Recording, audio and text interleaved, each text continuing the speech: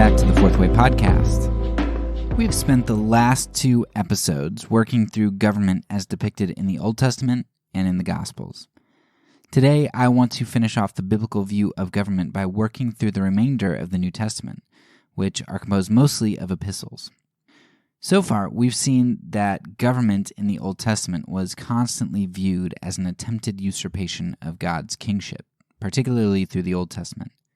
The Gospels showed us how Jesus is truly king and how he comes to establish his kingship and solidify his rule. But how he does this is completely contradictory to how earthly kings rule and grasp at power. We've seen how government fails and usurps God, and how God is king and rules in a true fashion. And that sets up the stage for today's episode, which is the Bible's view of government in light of the truth that Jesus reigns now and has established his kingdom.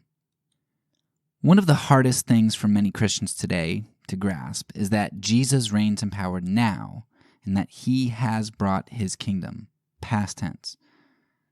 Despite the fact that Jesus explicitly states that the kingdom of God is at hand and he brought it and the good news of its arrival is to be preached, we don't believe it. Actually, I take it back. I think that's a lie. I think we do believe it.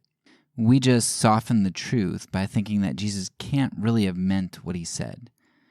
We don't think he brought the kingdom. He brought a kingdom, an alternative to the one that isn't to replace the physical one that we live in, but rather some esoteric, immaterial, gooey, future-oriented kingdom that we can't do anything but put speculative belief in. But it's not a real thing, at least not yet it isn't. All I can say is that this isn't at all how Jesus viewed the kingdom, nor is it how the rest of the New Testament views it. Now, it is true that there are aspects of the kingdom which won't be fully realized until the end of days, but the kingdom is here now, and it is to expand. I think a good place to start for this is in Ephesians. There, Paul is clear that Jesus reigns in power, and because he reigns in power, we have access to every spiritual blessing. They're secured. In Ephesians 1, we see Jesus on the throne, seated, meaning he's secured his position, and we see that God has placed all things under his feet. He's above all rule, authority, power, and dominion. While Jesus reigns as we speak, we are his ambassadors, and we are to spread this news throughout the world. We're to do battle for Christ's kingdom and to advance it. It is our sole allegiance. However, we see that this battle is not with flesh and blood, as Paul says. And when we do fight, we have the armor of God in Ephesians, which is spiritual. And we likewise have spiritual weapons of truthful speech and righteousness in our right and left hand, as seen in 2 Corinthians. Nowhere in the Bible are our enemies depicted as being humans, and nowhere are our weapons depicted as being anything other than spiritual. This is even true in the book of Revelation, where Jesus, the lion, turns into a slaughtered lamb, and where he goes about conquering not with a steel sword, but with his testimony and a sword from his mouth. His followers are told to conquer in like fashion. And this focus on spiritual battle isn't because the apostles are advocating a parallel kingdom which harmonizes with the worldly kingdoms. Jesus' kingdom isn't a parallel kingdom.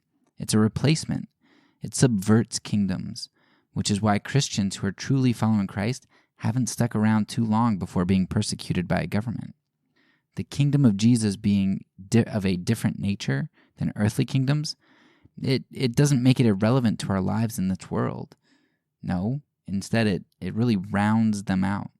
Such a view of true reality recognizes, as we saw in the Old Testament, that principalities and powers are behind the nations, whether that was God dividing the nations among the sons of God, the demons of Greece and Persia in Daniel, the power of demons through Pharaoh's government, or Satan's offering Jesus the kingdoms of the world.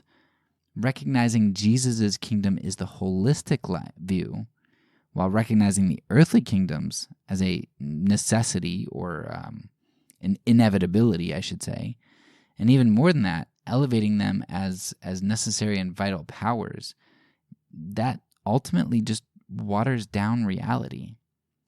Jesus was the second Adam, and he showed us what it means to be truly human, and that authenticity comes by being connected in spirit with him and the Father. It is only by giving Jesus' kingdom the preeminence that we can be of any use to the world, as it is only then that we will act as God intended us to act. This focus on spiritual warfare, on doing what's right with integrity, on throwing consequentialism to the side, and on submitting to God's ways is a huge focus of the New Testament. It's Jesus' main struggle throughout the Gospels, and we see it pop up again and again. Perhaps we don't see the struggle more deeply than in Romans 13 and in Peter. In Romans 13, we see that Paul has just finished describing what Christians are to look like, and it's quite a bill to fill. How can they do all these things when the world is so bad? And Paul admonishes them to just do what is right, even in the face of seeming defeat. Sure, Caesar calls himself Lord, but we can submit to whoever our Caesar is, knowing who the true Lord is, and understanding that God works all things together for good to those of us who love him. Peter likewise tells us that we can submit in all sorts of impossible circumstances, and for exactly the same reason that Paul tells us. Jesus submitted, and we can trust God just as he did.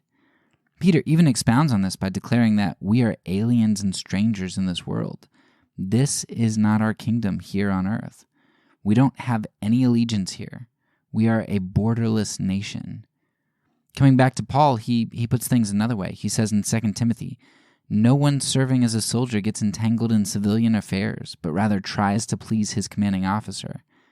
Our allegiance is to the big K kingdom, and we ought not to get entangled in civilian affairs or affairs of other states."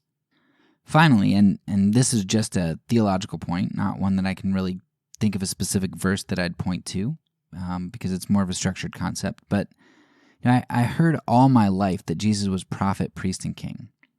What I find really interesting is that while we believe Jesus miraculously fulfilled the roles of prophet and priest, to believe that Jesus does not reign in his kingdom now is to believe that he did not step into and fulfill his role as king.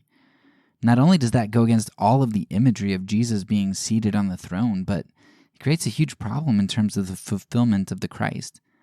I mean, did Jesus accomplish what he was supposed to accomplish or not? I thought he said it was finished.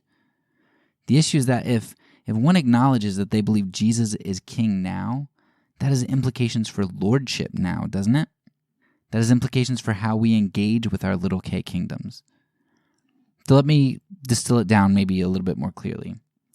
Either Jesus didn't fulfill what he was supposed to do, and he isn't king, or Jesus did fulfill what he intended, and he's king now, with serious implications for how we relate to other kingdoms and how we submit to his lordship here. Well, I take that back. I guess there probably is a third option. Jesus maybe emptied himself and stepped down into a life of self-sacrifice to fulfill all that for which he was anointed by God. But the kingdom he got is impotent and worthless in comparison to all the other real, tangible kingdoms around us. Now, if you ask me, it sounds like Satan has taken all the little Christs out into the desert and offered them true power with the kingdoms that he has to offer them. And we've gladly taken him up on that offer. We'd rather be kings in our kingdoms, to have seeming power and effectiveness in the world, than submit to a king like Jesus, and a kingdom where to conquer is to die to self. Swords of steel are power, not swords of our mouths which bear witness of the Lamb who was slain. Christ's kingdom preaches a foolish gospel, so we relegate its applicability to some future life we hope we'll never see, as evidenced by the way we cling to this life and fight for it tooth and claw.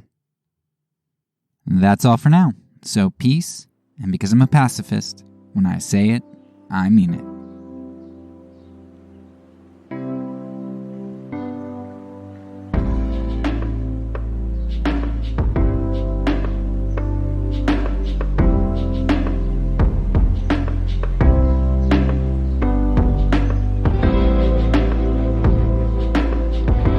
This podcast is a part of the Kingdom Outpost Network. Please check out the links below to find other great podcasts and content related to nonviolence and kingdom living.